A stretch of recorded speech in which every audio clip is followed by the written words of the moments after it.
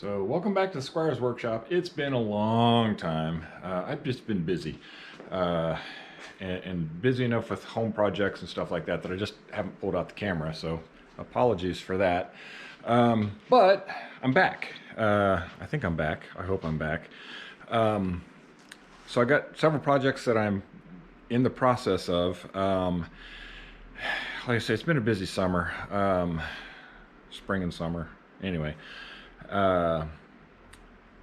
Yeah, so stuff going on in the house. We had a dryer fire, which thankfully was contained to the dryer, but that caused an emergency remodeling of a bathroom. I guess that's a thing. We'd been talking about redoing one of the bathrooms and making it into a laundry room slash bathroom by removing the shower tub kit thing that was in there. Wasn't planning on doing that just yet, but with the dryer fire and everything that happened because of that, and I'll put some pictures in of the dryer vent. So what happened, the washer dryer that was left with the house was supposed to be taken but didn't. Anyway, so we were using those. The dryer vent went down through the garage into the garage. Instead of going 10 feet out to the sidewall, it went back into the main part of the house about 20 feet and then went back up and turned 90 degrees to the front of the house where it ran another about 20 feet. So 40 feet of pipe with 1, 2, 3, 4, 5 90-degree elbows in it. And I looked up the specs on that dryer. That dryer, you can run 80, I think it's 89 feet, a straight shot. But as soon as you put a 90 degree into it, it turns it, reduces it to like 56 feet, something like that, 50 something. You put another one in it and drops it down to about 30 feet, and you put another one into it, and they don't recommend that. They don't recommend more than 3 elbows, and this one had 5. The pipe, though, because of the way they went down and over and back up, created basically a big U-trap, P-trap for underneath the sink, whatever, and it was catching water and catching lint. And that's what happened is we were draining it because the previous owner had actually cut a hole in it to drain it. I should have known then that we had trouble, but and I was planning on changing it, but just didn't get the chance. So yeah, anyway, it plugged up with lint, backed up into the dryer, caused a dryer fire because it's a gas dryer. Fortunately, like I say, contained to the dryer, but there was enough damage to the internals on the dryer that it was not salvageable. So yeah, that was a thing. So then we, like I say, ripped apart the bathroom, put in our washer and dryer that we brought with us when we moved out here, and got that all set in. So that's mostly done now. I'll probably on a future video I'll show you that the bathroom that's redone. Boy, that was a job too. Ended up gutting it down to the studs, so I'll show it to you eventually. Anyway, out here in the shop, I've been busy, so I'm gonna spin you around here and show you. Well, so show you that first. I built this rack the other day for all my clamps because the clamps are on the wall back there and they were hard to get to. And then I think you've seen this. This is my miter saw station. The cabinets I brought with me from Illinois, I had to bump them up just a little bit, but this table is the exact width of a 2x4 with the plywood, but anyway. So yeah, and then I've got that plumbed in for dust collection, which goes up and around, and dust collection, and it shoots out the back wall there. I know people are going to say, but you're shooting your conditioned air out of the building, and I am, but I ran it the other day. It was 34 degrees outside. I was running it because I was running a bunch of cherry and ash and red oak through this beast, the 20-inch planer, And it really didn't make any difference in here temperature wise. The mini splits probably had to work a little extra to keep up, but they kept up. So since I'm spinning this way, this is one of my improvements that I've done. There was a shelf unit sitting there and it just wasn't really functional for me. So I moved it out. The wall itself is covered with poplar, and I'll shoot down there so you can see. That's poplar that I milled from a tree that came down here on my property. I took it down before it fell down. And then I put the French cleat stuff on it, and I built a whole bunch of new bins, and I got some more stuff I want to do. But that gets stuff up and more organized than it was. I won't say it's organized, but it's getting there. So that's progress. And then I'll show you this thing in a minute. But then in addition to that, I'll sneak around this way. I did this wall yesterday. So let me get around there.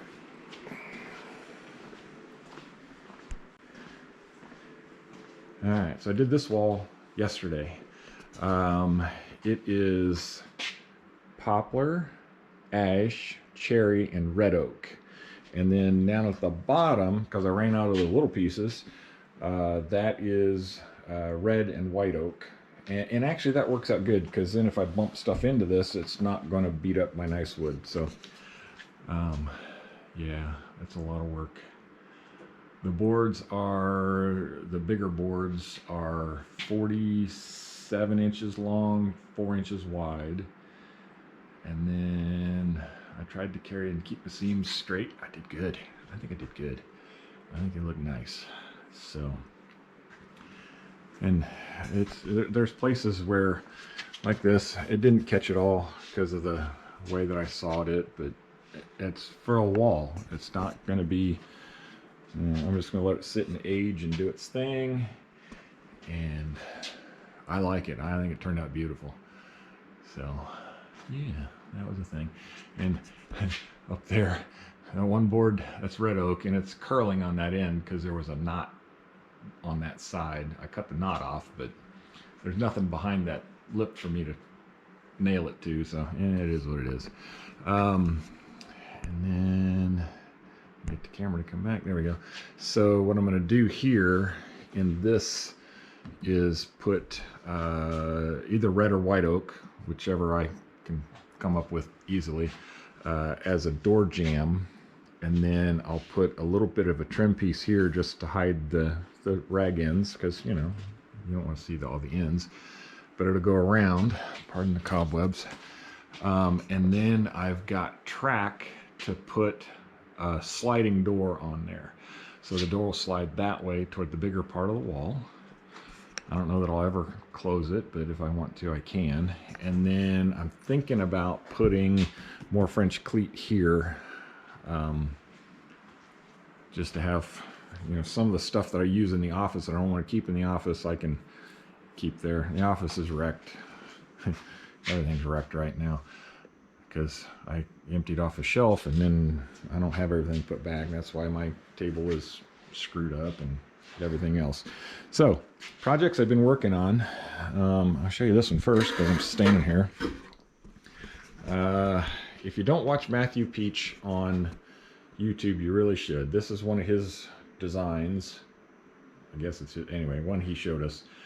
It's a Christmas tree. It's like 6.5 feet tall. It's cedar fence pickets. I changed it up a little bit from the way he did it, and I'm going to actually put cup hooks on it in different places so you can hang ornaments on it. I did this is the second one. The first one I actually gave to somebody and they've already decorated up. It looks really, really spectacular. So, all right, I'm going back around here. Oops, stop and grab something.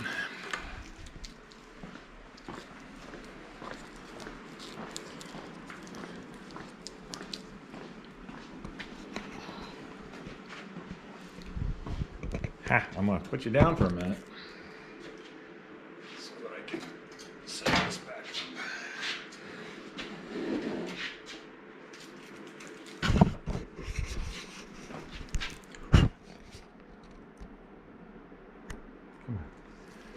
All right, so this is another thing that Matthew Peach showed us. This is pet steps for next to the bed or next to the couch or what have you. I've modified it a little bit. So he used wood on his. I put carpet there just because sometimes pets can't get a hold of wood real easy, and this will give them something to grip onto. But then I also did this. I made it concealment pet steps. Yeah, I still got to touch up some paint and stuff, but it's getting there. But yeah, it's an RFID lock, and it's concealment pet steps. So I'll put some padding in here, and then you can put your toys or your little home defense objects in there. Whatever you want. So if it's next to the bed, then that's right next to the bed. If it's sitting next to the couch where, you know, your cat or dog can get on the couch, then it's right there for you. So anyway, thought that was neat. So now, future projects. Actually, future is in now. They're dirty and dusty right now. There we go. These are, it's a twin bed. It's the headboard and the footboard from a twin bed. And I've got the side rails in the office. I'm going to cut the side rails short and make benches out of these. So it should look really nice when it's done. And then that beast is a cherry, I think cherry, gate leg table.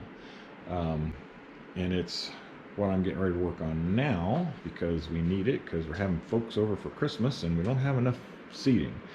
You can see the top was pretty harsh.